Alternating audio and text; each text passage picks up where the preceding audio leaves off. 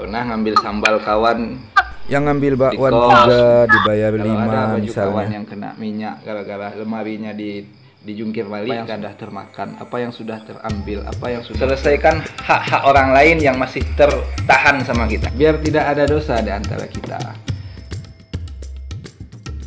Kemudian sucikan hati juga dalam kaitan halal bihalal yang kita adakan ya. Halal bihalal generasi milenial ya. Halal bihalal virtual generasi milenial, masih bersajak Datuk, bersajak AAA ya. Nah, dalam konteks halal bihalal, maka tema ini berkelanjutan dengan perkuat silaturahmi ya. Kuatkan silaturahmi di masa pandemi.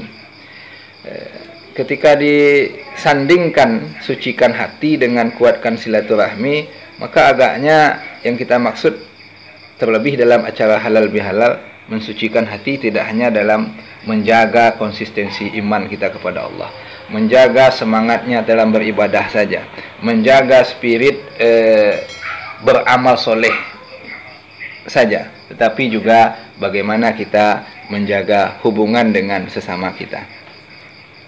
Nah, inilah forum, inilah acara yang dibuat oleh panitia untuk halal bihalal pada malam hari ini, agar ada jembatan hati antara kita, kuatkan silaturahimnya. Jadi sebenarnya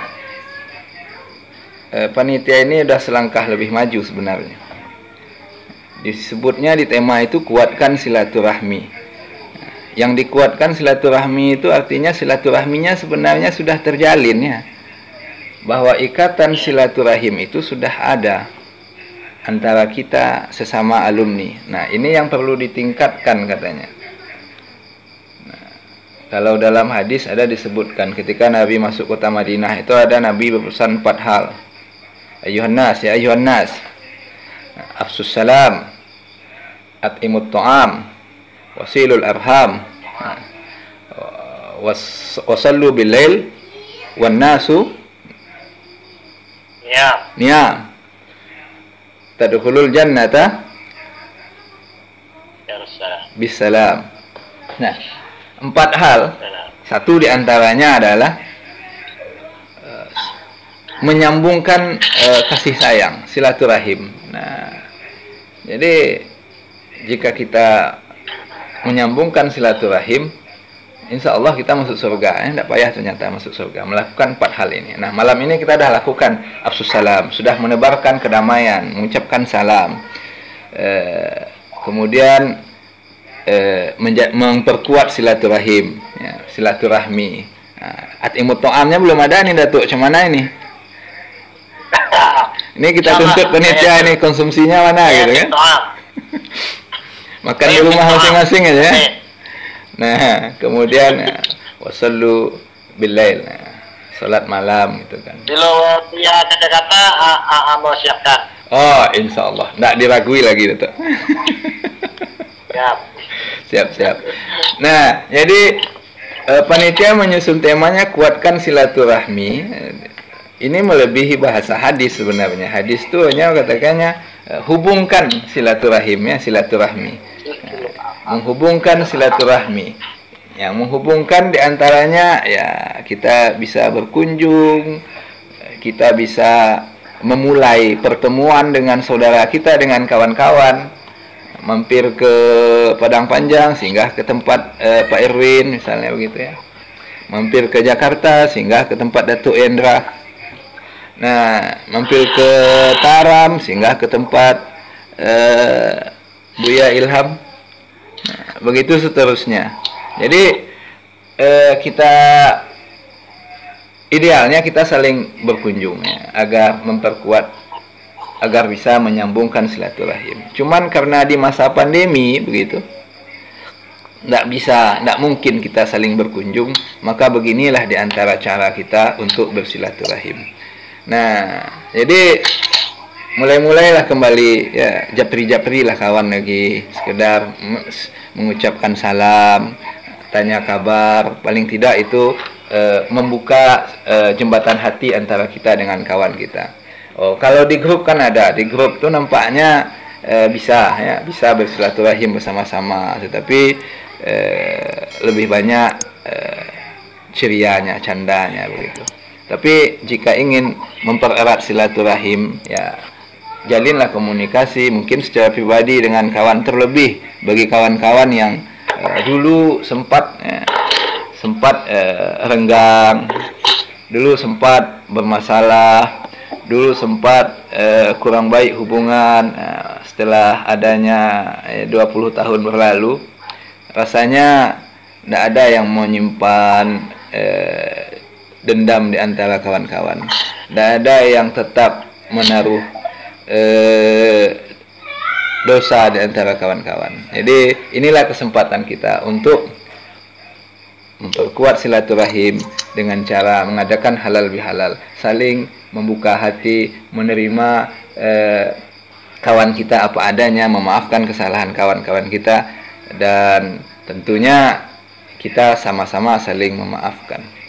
Halal bihalal yang kita adakan acara hari ini ya adalah dalam rangka halalun bihalalin ya. Tidak ketemu padanan kata itu dalam istilah ya, baik di dalam hadis maupun di dalam Al-Quran gitu. Tetapi inilah Islam Indonesia ya Datuk. Ya, inilah Islam Indonesia. Islam di Indonesia yang punya tradisi seperti halal bihalal ini dalam rangka apa? Ya menghalalkan sehingga jika sebelumnya tidak halal, mudah-mudahan setelah ini jadi halal. Jika sebelumnya belum diredoi, mudah-mudahan setelah ini diredoi. Karena terhalang kita masuk surga Datuk jika belum ada keredaan di antara kita. Kita yang sudah berpuasa sebulan penuh, sudah mendirikan malam-malam Ramadan dengan ibadah, Allah ampuni dosa kita.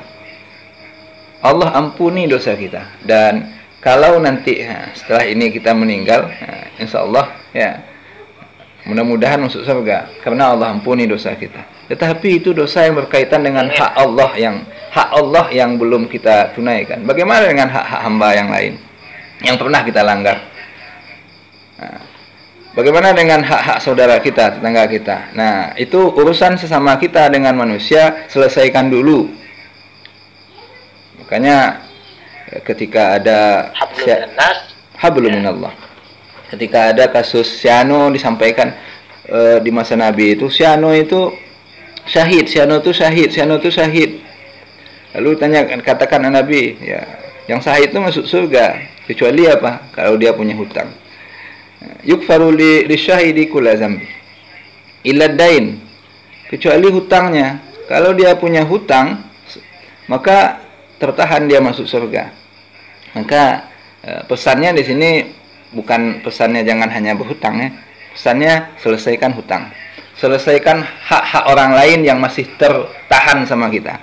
Selesaikan kewajiban-kewajiban kita yang belum tertunaikan ke kawan-kawan lain. Dan jika ada hati yang tersakiti, jika ada perasaan yang terlukai, jika ada sesuatu yang tidak terpenuhi, maka sampaikan permohonan maaf kita. Karena dengan memohon maaf adalah kita memohon kerelaannya. Itulah agar hak-hak hamba tadi terpenuhi. Kawan-kawan yang saya muliakan, mohon izin saya mau bukan pamer gelas ini.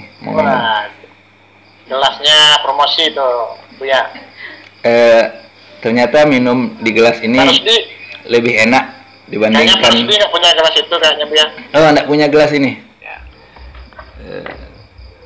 Kawan-kawan yang ya, kawan-kawan yang saya banggakan. Ya. Jadi harapannya adalah kita bisa saling memaafkan,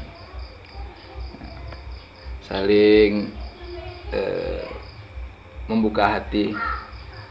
Karena jika sesuatu berasal dari hati dan diterima dengan hati terbuka, insya Allah apa yang keluar dari hati akan masuk ke hati begitu. Jadi mungkin ini cerita masa lalu nih kan, yang pernah ngambil sambal kawan di kos. kawan nih diminta sambalnya, nggak mau dia kasih. Karena ada yang begitu kan. Itu tukang balikkan lemarinya. Diputar balikkan lemarinya baru dia kasih sambal kita. Ada mungkin begitu kan. Jangan lemari. Ya cerita zaman sekolah kan ada begitu. Macam-macam. Ya macam-macam. Sudah berminyak baju kawan.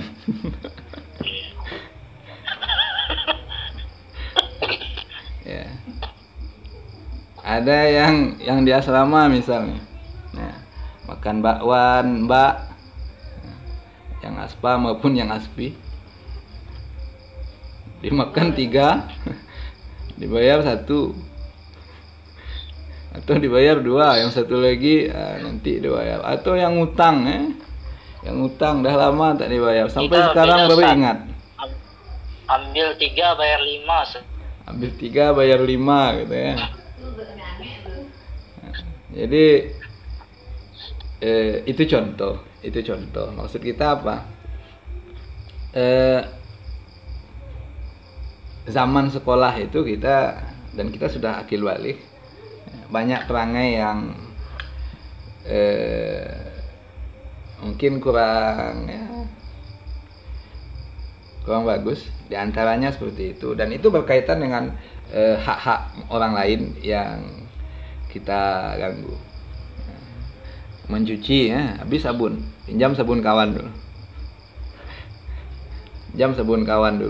Kawan tak ada, tak dapet ninyo. Nah, tunggu nyopai baru pinjam. Belanja tampai Pak Langga, belanja di tampai Pak Jalal, belanja di kedai Ibu Mira, beli sambal di Pasar Lereng, macam-macam lah kalau kita sebut nostalgia gitu. Sehingga tidak salah kalau orang menyebut nostalgia itu dipelesetkan dengan nostalgila ya. Karena ada hal-hal gila yang dilakukan di zaman itu. Hal-hal gila, katakanlah dalam tanda kutip, yang dilakukan di zaman itu. Dan itu berkaitan dengan kesalahan kita terhadap orang lain. Nah, hak-hak orang lain yang ada pada kita yang kita langgar, dan itu harus diselesaikan dulu di dunia ini. Jadi jangan mati dulu sebelum menyelesaikan urusan itu. Itulah kira-kira. Nah, macam mana caranya? Berkaitan dengan kita berkawan-kawan. Udah yang tepuk jidatnya kan. Macam mana caranya? Kita pinjam logat Ustadz Asrar ini. Agar kita bisa saling memaafkan hari ini gitu misalnya.